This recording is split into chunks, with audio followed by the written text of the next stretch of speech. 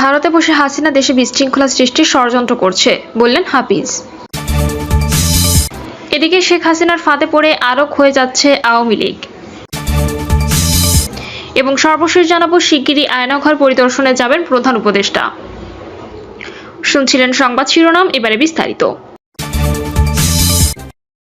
ভারতে বসে হাসিনা দেশে বিশৃঙ্খলা সৃষ্টির ষড়যন্ত্র করছে, বললেন হাফিজ। ভারতে বসে শেখ হাসিনা দেশে বিশৃঙ্খলা সৃষ্টির ষড়যন্ত্র করছেন বলে অভিযোগ করেছেন বিএনপির স্থায়ী কমিটির সদস্য মেজর হাফিজ উদ্দিন আহমেদ। তিনি বলেন, পতিত স্বৈরাচার শেখ হাসিনা ভারতে বসে এদেশকে অস্থিতিশীল করতে, এদেশকে ধ্বংস করতে যেটুকু বাকি রেখেছেন সেটি পূর্ণ করার জন্য নতুনভাবে ফ্যাসিস্ট দলকে নিয়ে মাঠে নামতে চান। এমন অবিলম্বে বাংলাদেশের সব দেশপ্রেমিক শক্তির ঐক্য প্রয়োজন। আমরা ঐক্যবদ্ধভাবে থাকতে চাই। বিশেষ করে যে ছাত্র সমাজ জুলাই আগস্ট অভ্যুত্থানে অংশগ্রহণ করেছে তাদের এখন হাসিনা বিরোধী রাজনৈতিক দলগুলোর মধ্যে ইস্পাত কঠিন ঐক্য গড়ে তুলতে চাই। ধানমন্ডির ৩২ নম্বর বাড়ি ভাঙচুরের ঘটনা প্রসঙ্গে তিনি বলেন, বুধবার যে ঘটনা ঘটেছে তা এখনো চলমান, সেটি এখনো শেষ হয়নি। এটি কারা করেছে এই তথ্য আমাদের কাছে নেই। এতে সরকারের কি ভূমিকা ছিল সেই তথ্যও নেই। আমরা আশা করব অল্প সময়ের মধ্যে সবকিছু পরিষ্কার হয়ে যাবে। কারা এই ঘটনা ঘটিয়েছে, কারা এর জন্য দায়ী, এ সম্পর্কে পূর্ণাঙ্গ তথ্য পেলে বিএনপির পক্ষ থেকে প্রতিক্রিয়া জনগণের সামনে প্রকাশ করব। অপূর্ণ তথ্য নিয়ে কোনো মন্তব্য করা ঠিক নয়। মেজর হাফিজ বলেন, আমরা ধারণা করছি এগুলো গণতন্ত্রকে ধ্বংস করার জন্য, যা আগামী দিনে গণতন্ত্রের পথে বাধা হয়ে দাঁড়াতে পারে। সেজন্য কেউ কেউ বিশৃঙ্খলা সৃষ্টির চেষ্টা করতে পারেন।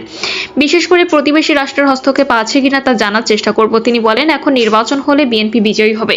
সুতরাং একটি মহল চেষ্টা করছে এই নির্বাচনকে যত দীর্ঘায়িত করা যায় বিএনপিকে ক্ষমতা থেকে দূরে রাখার জন্য। কেন নির্বাচন দীর্ঘায়িত করা হবে এটি আমরা বুঝতে অক্ষম।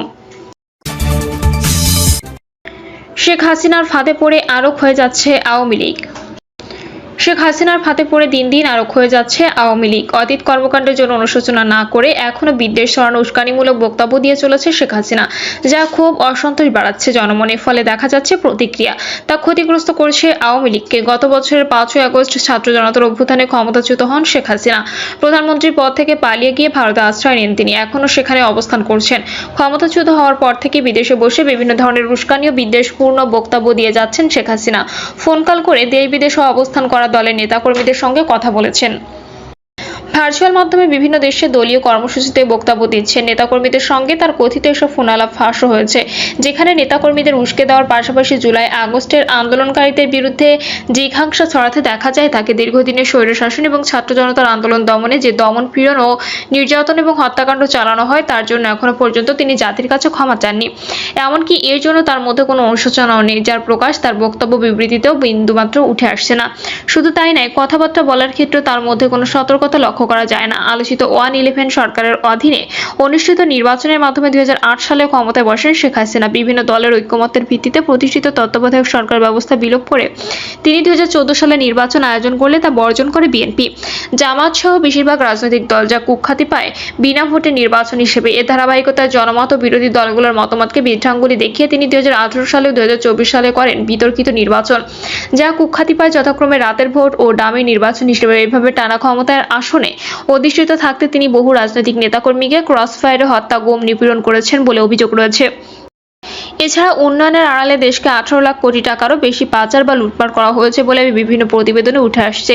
তার সরকারের এহেন লুটপাট, দুর্নীতি ও নিপীড়নের বিরুদ্ধে আগে থেকেই ক্ষোভের দানা বাঁধছিল। গত জুলাইয়ে কোটা সংস্কার আন্দোলন শুরু হলে তা দমনে নিষ্ঠুরভাবে বল প্রয়োগ করে শেখ হাসিনা সরকার। রাজপথে আন্দোলনকারী ছাত্রদের উপর নির্বিচারে গুলি ছোড়ার পাশাপাশি হেলিকপ্টার ব্যবহার করে থাকে বিক্ষোভ দমনে।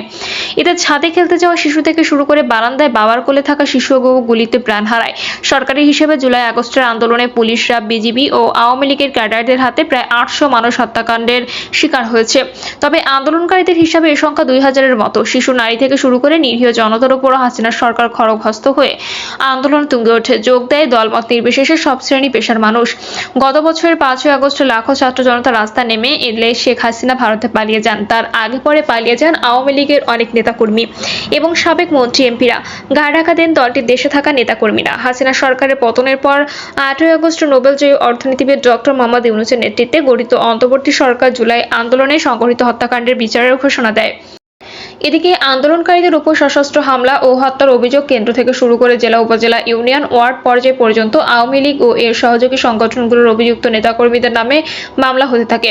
দীর্ঘ পর্যায়ে, শীর্ষ পর্যায় থেকে শুরু করে জেলা, উপজেলা, ইউনিয়ন পর্যায়ের অনেক নেতা, সাবেক মন্ত্রী, প্রতিমন্ত্রী ও এমপি গ্রেপ্তার হন, যার কারাগারে শীর্ষ পর্যায়ের নেতাদের অনেকের নামে হয়েছে অর্ধশতাধিক মামলা। এই পরিস্থিতিতে হাসিনার সমালোচক নিরীহ আওয়ামী লীগের কর্মীরা যখন স্বাভাবিক জীবনযাত্রায় আশায় দিন গুনছেন, ঠিক তখন আওয়ামী লীগকে মাঠে নামাতে বিভিন্ন কর্মসূচি ঘোষণা করেছেন শেখ হাসিনা। অভ্যুত্থানে গ্রাফিতির ওপর রাতের আধারে চোরাগোপ্তায় লিখতে বলা হচ্ছে হাসিনার নামে নানান স্লোগান, যা অভ্যুত্থানের কর্মীদের বিক্ষুব্ধ করছে। তার নির্দেশে এই ফেব্রুয়ারি মাসে আওয়ামী লীগের কর্মসূচি ঘোষণা করা হয়েছে। কর্মসূচি পালনের জন্য নেতাকর্মীদের রাস্তায় নামার নির্দেশ দিয়েছেন শেখ হাসিনা। এর মধ্যে লিফলেট বিতরণ করতে গিয়ে অনেকে গ্রেপ্তার হয়েছে। এছাড়া আন্দোলনকারীদের হুমকি ধমকি দিয়ে তার নানান বক্তব্য ছড়িয়ে দেওয়া হচ্ছে আওয়ামী লীগ ও তার সহযোগী সংগঠনগুলোর নেতাকর্মীদের সোশ্যাল মিডিয়া প্ল্যাটফর্মে। এসব নিয়ে বিদ্বেষ ছড়িয়ে যাচ্ছে বিদেশে পালিয়ে নিরাপদে বিলাসী জীবনযাপন করতে থাকা দলটির কতিপয় নেতাকর্মী ও অ্যাক্টিভিস্ট। এতে ছাত্র জনতার অসন্তোষ আরো বাড়ছে। অসন্তোষের আগুনে ঘি ঢেলে দিয়েছেন সেই শেখ হাসিনা। রাতে তিনি নিষিদ্ধ ঘোষিত ছাত্রলীগের নেতাকর্মীর উদ্দেশ্যে ভাষণ দেবেন বলে আগে থেকে প্রচারণা চালাতে থাকেন। এই ভাষণের খবর ছড়িয়ে পড়ার পর বিক্ষুব্ধ হয়ে ওঠে ছাত্র জনতা। তাদের অভিযোগ, ভারতে বসে ভাষণ দিয়ে শেখ হাসিনা বিদ্বেষের আগুন ছড়াচ্ছেন। এই প্রেক্ষাপটে একদল বিক্ষুব্ধ ছাত্র জনতা ধানমন্ডি 32 নম্বর অভিমুখে মার্চ করার ঘোষণা দেয়। 1975 সালের 15ই আগস্ট নিহত হওয়ার আগ পর্যন্ত ধানমন্ডি 32 নম্বর সড়কের 10 নম্বর বাড়িতেই থাকতেন শেখ হাসিনার বাবা শেখ মুজিবুর রহমান। বাড়িটি পরবর্তী সময় বঙ্গবন্ধু স্মৃতি জাদুঘরে রূপান্তরিত করা হয়। শেখ হাসিনা ও তার দল আওয়ামী লীগের রাজনৈতিক কর্মসূচি শুরু হতে 32 নম্বরে শ্রদ্ধা নিবেদনের মধ্য দিয়ে। এমনকি হাসিনার অনুগত অনেক সরকারি আমলাও এখানে শ্রদ্ধা নিবেদন করে তাদের কার্যক্রম শুরু করতেন। এই বঙ্গবন্ধু ভবনের সামনে সন্ধ্যার পর থেকে সমবেত হতে থাকে ছাত্র জনতা। পূর্ব ঘোষণা অনুযায়ী রাত 9টায় শেখ হাসিনা ভার্চুয়াল ভাষণের সময় নির্ধারিত ছিল। যদিও হাসিনার অডিও ভাষণ প্রচার হয়, তার এই ভাষণকে কেন্দ্র করে ছাত্র জনতা ধানমন্ডি 32 নম্বরে বিক্ষোভ মিছিল করতে থাকে। এক পর্যায়ে তারা বিক্ষুব্ধ হয়ে বাড়িটিতে ভাঙচুর ও আগুন ধরিয়ে দেয়। পরে হাসিনার বাসভবন সুধা সদনেও আগুন দেয় বিক্ষুব্ধ ছাত্র জনতা। এছাড়া খুলনায় এক সময়কার প্রবল প্রতাপশালী শেখ বাড়ি, কুষ্টিয়ার আওয়ামী লীগের নেতা মাহবুবুল আলম হানিফের বাড়ি সহ বিভিন্ন এলাকায় আওয়ামী লীগের প্রভাবশালীদের স্থাপনায় ভাঙচুর করেছে বিক্ষুব্ধরা। পর্যবেক্ষকরা বলছেন, শেখ হাসিনা সহ দলটি যেসব নেতাকর্মী ও অ্যাক্টিভিস্ট জুলাই হত্যার জন্য অনুশোচনা না করে বা নমনীয় না হয়ে উপরন্তু বিদেশে বসে বিদ্বেষ উস্কানি ছড়াচ্ছেন, তা দেশে থাকা আওয়ামী লীগের নিরীহ কর্মী সমর্থকদের প্রতিকূল পরিস্থিতিতে ঠেলে দিচ্ছে। কোটা আন্দোলন দমনে শেখ হাসিনার হঠকারিতা তার ক্ষমতাচ্যুত হওয়ার পরও বজায় থাকলে তা আওয়ামী লীগের আরো বিপর্যয় ডেকে আনবে। শেখ হাসিনার ফাঁদে পড়ে আওয়ামী লীগ আরো ক্ষয়ে যাওয়ার ঝুঁকিতে পড়ে যাবে। ওয়াশিংটন বাংলাদেশের দূতাবাসে প্রেস উইং এর মিনিস্টার গোলাম মর্তুজা তার ফেসবুক পোস্টে বলেন, গণহত্যাকারী হাসিনার বিচার নিশ্চিত করেন। গণহত্যাকারীর পক্ষ নিয়ে যারা গণঅভ্যুত্থানকে প্রশ্নবিদ্ধ করার প্রজেক্ট নিয়ে নেমেছে, এদের গণহত্যার অংশীজন হিসেবে বিচারের আওতায় আনেন। খুনির পক্ষ নেওয়ার অধিকার আছে শুধু তার উকিলের। অন্য কেউ হত্যাকারীর পক্ষ নিয়ে গণঅভ্যুত্থানের বিরুদ্ধে দাঁড়ালে গণঅভ্যুত্থানের ম্যান্ডেটে গঠিত সরকার অবশ্যই তাদের বিরুদ্ধে ব্যবস্থা নিতে পারে। ভাঙার চেয়ে খুনি অপরাধী চক্রের বিরুদ্ধে কঠোর মনোভাব দেখিয়ে ব্যবস্থা নেওয়া জরুরি। খুনিরা বিদেশে পালিয়ে গেল, সেখান থেকে উস্কানি দিচ্ছে, উত্ত্যক্ত করছে। এদের দেশের সম্পদের দিকে নজর দেন। শহীদ পরিবারের হক আছে, খুনি লুটেরাদের সম্পদে। গণঅভ্যুত্থানের শক্তি মিনমিন করলে ধ্বংস হয়ে যেতে হবে। জামায়াতের ইসলামীর আমির ডক্টর শফিকুর রহমান তার ভেরিফাইড ফেসবুক পেজ থেকে দেওয়া এক স্ট্যাটাসে বলেন, সার্বিক পরিস্থিতির জন্য পালিয়ে যাওয়া ফ্যাসিস্ট শেখ হাসিনার উস্কানি মূলত দায়ী। মনে রাখতে হবে, শেখ হাসিনা কখনোই বাংলাদেশের মানুষকে অন্তরে ধারণ করে না, এটি তার ঘৃণিত স্বভাব।